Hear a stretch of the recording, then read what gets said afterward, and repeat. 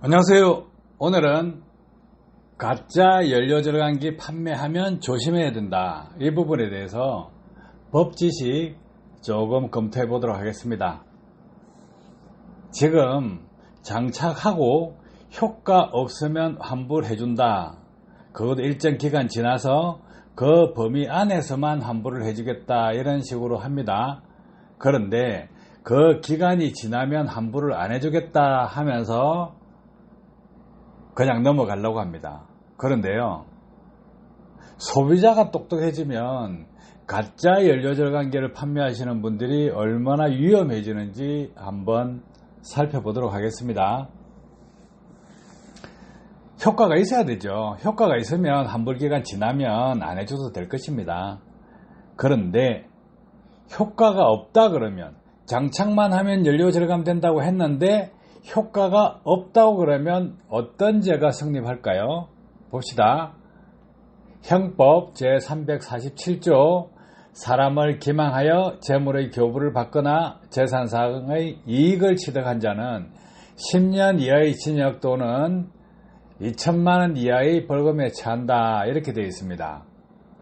그러면 여기서 사람을 기망하여 재물의 교부를 받거나 하면 당사자입니다. 또 제3자가 재산상의 이익을 취득하게끔 하는 자도 똑같은 죄가 성립합니다. 그래서 형법 제347조 1항과 2항이 있습니다.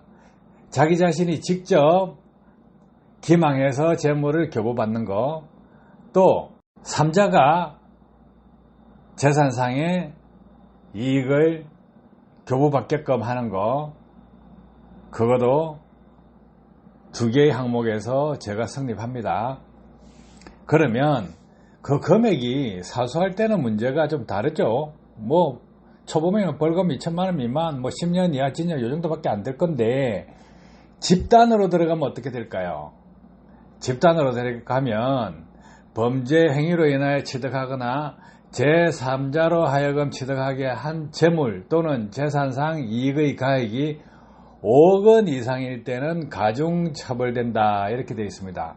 이거는 특정경제범죄 가중처벌에 관한 법률입니다.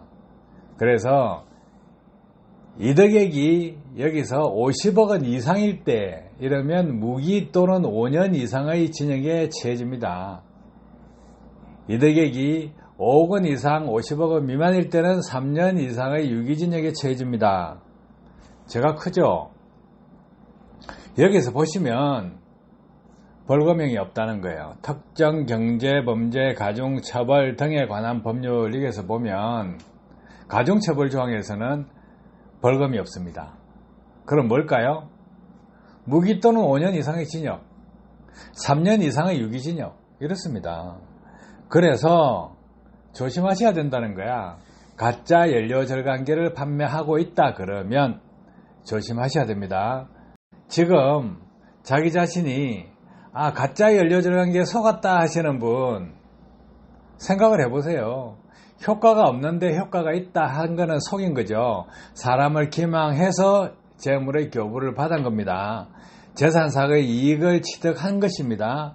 그러면 10년 이하의 징역 또는 2천만 원 이하의 벌금에 처한다 되어 있는데, 5억 원 이상일 때는 가중처벌이 된다, 이거죠. 그러면 증거요, 만들면 있겠죠. 다들 생업에 바쁘니까 신경을 안 써서 그렇죠. 그런데 이 금액, 피해자가 연대해서 모이게 되면 금액이 커집니다. 그러면 가짜 연료절감기를 판매하고 있다 하면 어떻게 되겠습니까? 그 효과가 가짜라 그러면 큰일 나겠죠. 그러니까 법 지식 아는 사람한테 함부로 가짜 연료절감기 가지고 판매하고, 그리고 나서 내 몰라라 배째라 이렇게 하시면 가짜 연료절감기 소비자가 똑똑해지면 어떻게 되겠어요? 난감해질 거예요. 꽃땡 안 됩니다, 이거. 그죠? 그래서 소비자를 받들어라, 이거예요. 효과가 있는 연료절 관계라면 그러면 당당하게 거래 조건에 맞게끔 거래를 하시면 됩니다. 효과가 있다는 것을 증명하지 못하는 경우에는 이런 사건이 벌어질 수 있습니다. 그래서 10년이죠. 이게서 공소시효가 10년입니다. 그래서 10년 안에 발 뻗고 자기 힘듭니다. 또 민사소송도 10년입니다. 불법 행위가 있은 날로부터 10년인데 그 중간에 알았다 하면 알고 나서부터는 3년입니다. 그런데 그냥 10년으로 가죠. 민법도. 그러면 형법도 10년으로 가죠. 공소시효가. 그러면 이래저래 10년입니다. 그렇게 하시고 없는 소비자들, 힘든 소비자들 뒤통수 때리는 거는 적당히 하시고 법의 엄중함을 아시고 가짜 연료절 관계를 판매하고 있다 그러면 안 하시는 게 좋겠죠. 인생 망칩니다. 뭐 법 많이 안다, 로펌이다, 변호사 안다 뭐 이런 거 필요 없습니다. 법은 법입니다. 변호사 있다고 해서 법 처벌받는 거 아니에요. 그러면 소비자가 똑똑해지면 증거자료 잘 모으겠죠. 잘 모으면 어떻게 되겠습니까? 소비자가 이깁니다. 변호사 맥날 필요 없어요. 변호사든 판사든 간에 공과생 아닙니다. 대체적으로 문과생입니다. 증거자료 만들 줄 몰라요. 그런데요, 운전을 하시거나 차를 잘 아시는 분들은 증거자료 쫙 만들어 가지고 기술적으로 프로가 들어가면 변호사 손도 못 댑니다. 골머리 아파해요. 그죠? 문과생이 뭐 알겠어요? 골머리 아파하죠. 증거자료 딱 치아배가 붙이면요, 판사님도 머리 아프다 그러고 변호사님도 머리 아프다 그래요. 손도 못 댑니다. 기술적인 자료는 손 못 대요. 그래서 기술적인 자료로 분석해서 증거자료 딱 치아배가 붙이면 어떻게 되겠어요?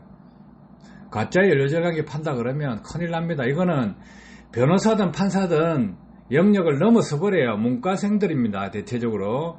그 문과생들이 건드릴 수 있는 부분이 아니에요.